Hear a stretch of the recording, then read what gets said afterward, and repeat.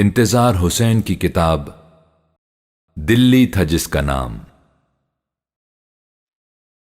زمانہ بدلا، شہر بدلا۔ سن 1867 شروع ہو رہا تھا۔ ابھی رات کا ڈیرا تھا۔ دلی کی فضا میں ایک نیا شور سنائی دیا۔ ایک ریل گاڑی اپنے کالے انجن سے دھواں اگلتی، چھک چھک کرتی، سیٹی بجاتی اس عمارت میں داخل ہوئی جو خاص اس گاڑی کی خاطر تعمیر کی گئی تھی۔ ریل گاڑی دلی میں آن پہنچی تھی۔ اس کی سیٹی کی آواز سمجھو کہ دلی کے لیے نئے زمانے کی نوید تھی۔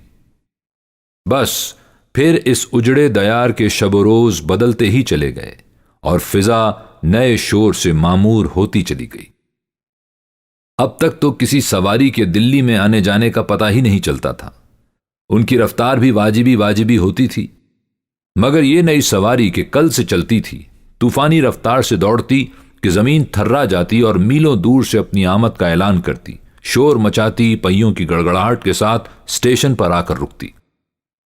بہادر شاہ ظفر کے سامنے جب ریل گاڑی کا منصوبہ رکھا گیا تھا تو وہ بجا طور پر پریشان ہوئے تھے کہ اس سے شہر کے سکون میں بہت خلل پڑے گا، اور انہوں نے ہدایت کی تھی کہ اسٹیشن شہر سے دور بنایا جائے۔ مگر اب تو یہ منصوبہ ان کے جانے کے بعد پروان چڑھا تھا۔ منصوبہ سازوں نے بلا روک ٹوک چاندنی چوک کے پچھواڑے اسٹیشن بنایا۔ لیجئے، اجڑی پجڑی دلی کے دلدر دور ہونے کا وقت آن پہنچا۔ ریل گاڑی کی آمد سے تو اس پر خوشحالی کے دروازے کھل گئے۔ شہر کی تجارت کو پر لگ گئے۔ 100 طرح کا مال یہاں سے باہر جا رہا ہے، باہر سے یہاں آ رہا ہے۔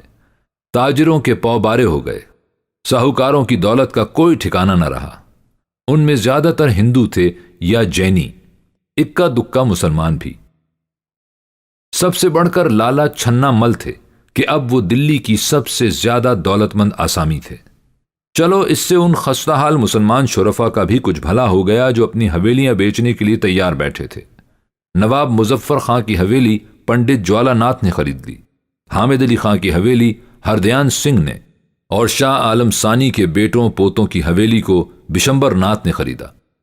اس طرح کتنے شرفا نے اپنی حویلیوں کو اونے پونے بیچا اور کسی دور کی گلی میں چھوٹا موٹا مکان لے کر رہنے لگے۔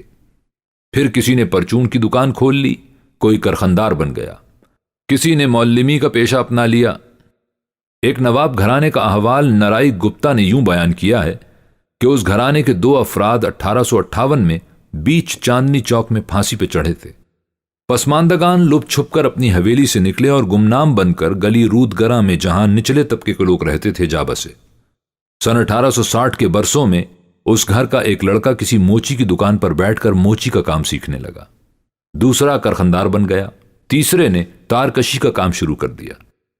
جو 2 چھوٹے تھے انہوں نے اسکول میں پڑھ لکھ کر کوئی سند لے لی، ایک میونسپلٹی میں محرر بن گیا، دوسرے کو اکاؤنٹنٹ کی ملازمت مل گئی۔ ایک طرف یہ نقشہ تھا، دوسری طرف اسی شہر میں نقشہ الٹ تھا کہ تجارت زوروں پر تھی، بیوپاری دولت میں کھیل رہے تھے۔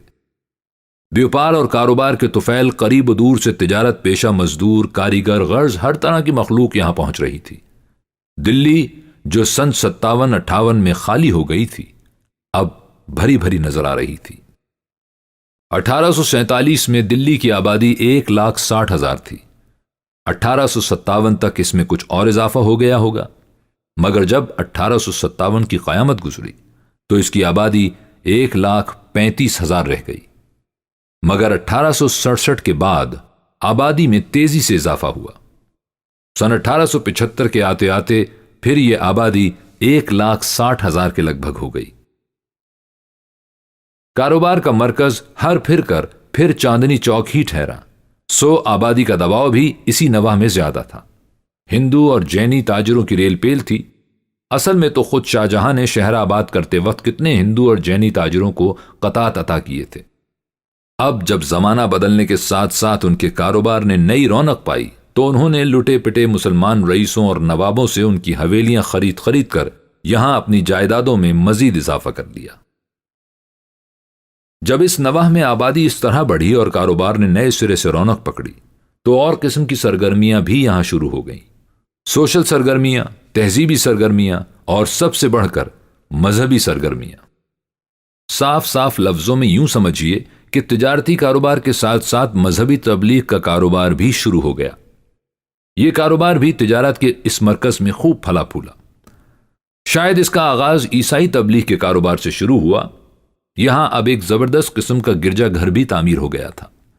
1865 میں کلکتہ کے لاٹ پادری صاحب یہاں تشریف لائے اور سن 57 کے مارکے میں جو عیسائی مارے گئے تھے ان کی یادگار کے طور پر ایک گرجا گھر کا سنگ بنیاد رکھا۔ نام اس کا سینٹ سٹیفن چرچ قرار پایا۔ سن 1867 کے آتے آتے وہ بن کر کھڑا ہو گیا اور فوراً ہی عیسائی تبلیغ کا ایک بڑا مرکز بن گیا۔ چند برس گزرے تھے کہ جینیوں نے بھی یہیں کہیں اپنا ایک شاندار مندر کھڑا کر لیا۔ سکھوں کا مشہور گردوارہ یہاں پہلے سے موجود تھا۔ جلد ہی آریہ سماجی بھی اپنے تبلیغی عزائم کے ساتھ یہاں آن پہنچے۔ مسلمان کہاں پیچھے رہنے والے تھے؟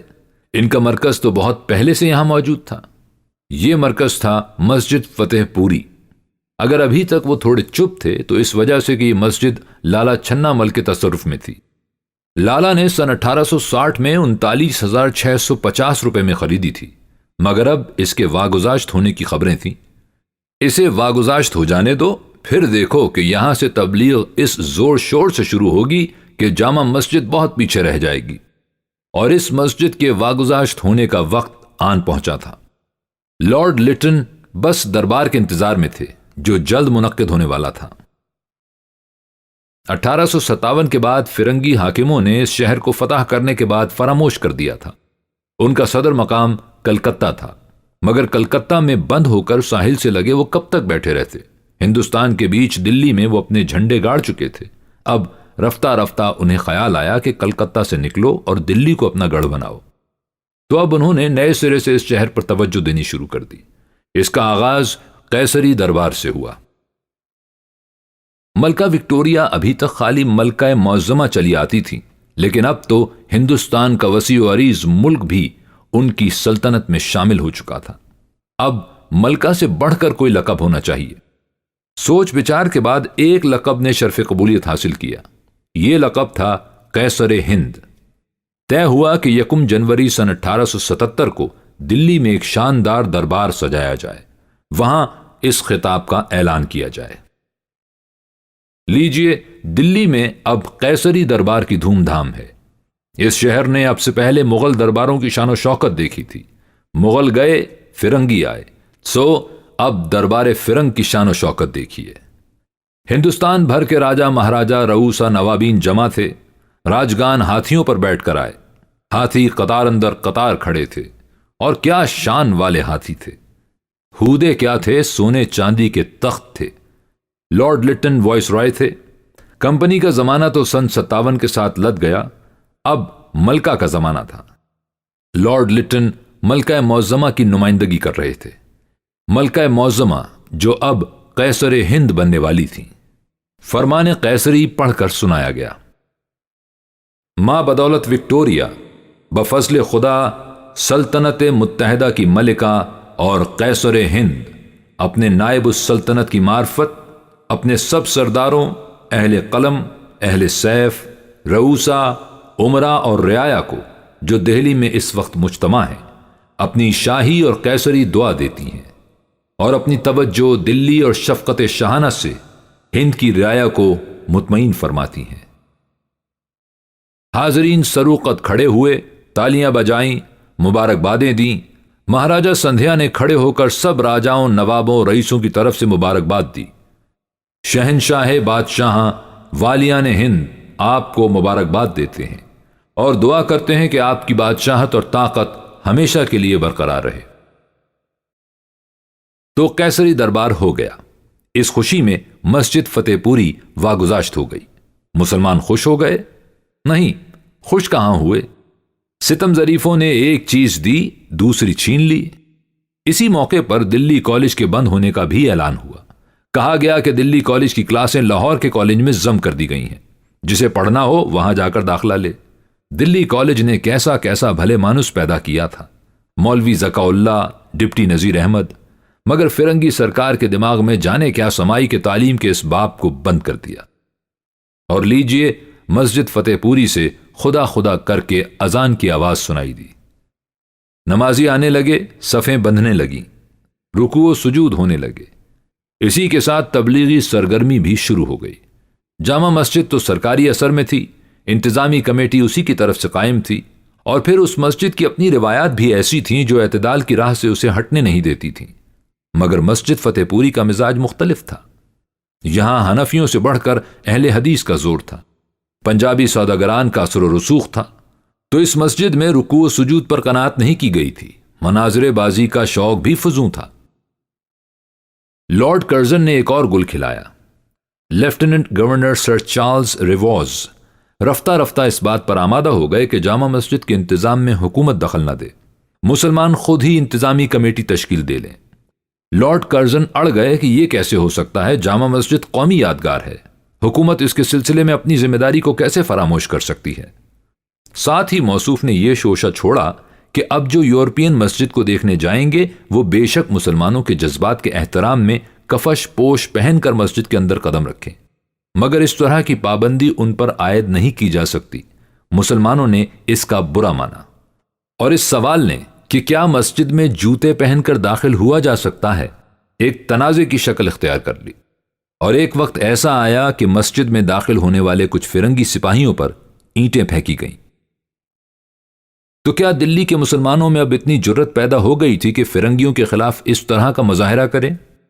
ہاں، سن 57 کی قیامت کے بعد کتنے سالوں تک وہ سہمے رہے، مگر زمانہ بدلتا چلا جا رہا تھا اور سن 57 کے اثرات زائل ہوتے چلے جا رہے تھے۔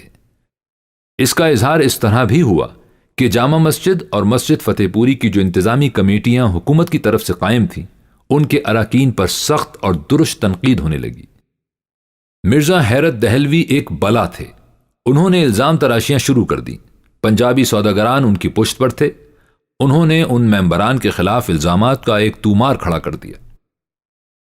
صرف مسجدوں کے مسئلے پر موقوف نہیں تھا، اب ہر معاملے میں مسلمان اپنی آواز اٹھاتے نظر آتے تھے۔ پہلے تو کسی بھی معاملے میں ان غریبوں کی آواز ہی سنائی نہیں دیتی تھی، مگر قیصری دربار کے بعد سے تو لگتا تھا کہ انہیں بھی زبان مل گئی ہے۔ جب اردو ہندی کا قضیہ شروع ہوا تو انہوں نے اچھی خاصی بیان بازی شروع کر دی۔ 1884 میں دلی والوں کی طرف سے اردو کی حمایت میں تابڑ توڑ 3 بیان جاری ہوئے۔ ایک بیان پر زیادہ دستخط ہندوؤں کے تھے، دوسرے بیان پر مسلمانوں کے زیادہ دستخط نظر آئے، تیسرے بیان پر 10,000 دستخط تھے جن میں دلی سے باہر والے بھی شامل تھے۔ مقامی اخباروں نے بھی تقریباً سبھی نے بڑھ چڑھ کر ہندی کے مقابلے میں اردو کی حمایت کی۔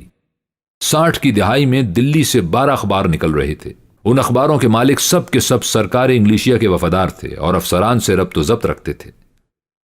80 کی دہائی میں اس تعداد میں اچھا خاصا اضافہ ہو گیا تھا، اور اب یہ اخبار ایسے لوگ نکال رہے تھے جو سرکار پر اچھی خاصی تنقید کرتے تھے۔ چوک جامع مسجد میں بھی اب رونق بہت ہو گئی تھی۔ 57 کی رستاخیز نے تباہ تو اشراف کو کیا تھا، کارخانداروں کا کیا بگڑنا تھا؟ اور دلی کے دستکاروں کے بارے میں تو یہ مثل مشہور چلی آتی تھی کہ ان کی 10 انگلیاں 10 چراغ، کیا کیا دستکاری ان کی انگلیوں میں آ کر کیا سے کیا بن گئی، اور تارکشی سلما ستارے کے کام جیسی دستکاریوں کو تو پوچھنا ہی کیا۔ اس ہنر کی باریکیاں تو ان پر ختم تھیں، مردوں سے بڑھ کر عورتیں اس ہنر میں طاق تھیں، اور اب تو کتنی لٹی پٹی شہزادیاں بھی اس میدان میں اپنا ہنر دکھا رہی تھیں۔ تو ان کاریگروں، دستکاروں، کارخانداروں کا معاملہ تو یہ تھا کہ دن بھر کام کیا، شام کو نہائے دھوئے، بال بنائے، کان میں عطر کی پھریری رکھی، گلے میں بیلے موتیے کا گجرا ڈالا اور چلے چوک کی طرف۔ سیڑھیوں پر پورا بازار سجا ہوا، چٹوروں کے لیے دہی بڑے، چاٹ 12 مسالے والی، حلیم، کھیر، فیرنی، پرندوں کے شوقین کے لیے لال پدڑی، طوطا، مینا، کبوتر، اور اب تو اکا دکا خستہ حال مغل بچہ بھی یہ کاروبار کرتا نظر آتا تھا۔ وقت بھی کتنی تیزی سے گزرتا ہے، کہاں یہ حال تھا کہ وہ گزرنے ہی میں نہیں آ رہا تھا، خانہ بربادوں کے لیے تو جیسے وہ رک کر کھڑا ہو گیا ہو۔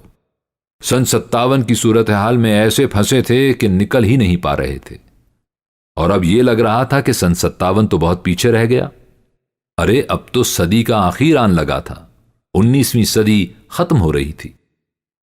اس صدی نے بھی کیا کیا گل کھلائے۔ انگریزوں کے قدم صدی کے آغاز میں آئے تھے، اور ان کے سبز قدم ایسے آئے کہ دلی ہی اجڑ گئی، وہ دلی جو جہان آباد سے عبارت تھی، اور اپنی جگہ ایک تہذیب تھی۔ جنرل لیک نے 14 ستمبر 1803 کے دن دلی فتح کی تھی، اور کیسی نامبارک گھڑی میں اس نے لال قلعے میں قدم رکھا تھا کہ دیکھتے دیکھتے اونٹ خیمے کے اندر تھا اور عرب خیمے سے باہر۔ 54-55 برس کے اندر اندر مغلیہ سلطنت کا خاتمہ بالخیر ہو گیا۔ مغل بادشاہ نے لال قلعے کو سلام کیا اور نکل گیا۔ لال قلعے ہی سے نہیں، دلی سے، ہندوستان سے بادشاہ گیا اور ملکہ معظمہ کا راج آ گیا، اور اسی کے ساتھ ملکہ معظمہ کے تاج میں ایک سرخاب کا پر لگ گیا۔ آگے وہ ملکہ برطانیہ تھیں، اب قیصر ہند بھی بن گئیں۔ یہ سارا انقلاب 19ویں صدی میں آیا، اور اب 19ویں صدی ختم ہو رہی تھی، مگر 19ویں صدی نے عجب انداز سے کوچ کیا کہ ساتھ میں ملکہ برطانیہ قیصر ہند کو بھی لے گیا۔ ادھر 19ویں صدی ختم ہوئی اور ادھر اس کے ٹھیک 20 دن بعد یعنی 21 جنوری 1901 کو ملکہ وکٹوریہ دنیا سے سدھار گئیں۔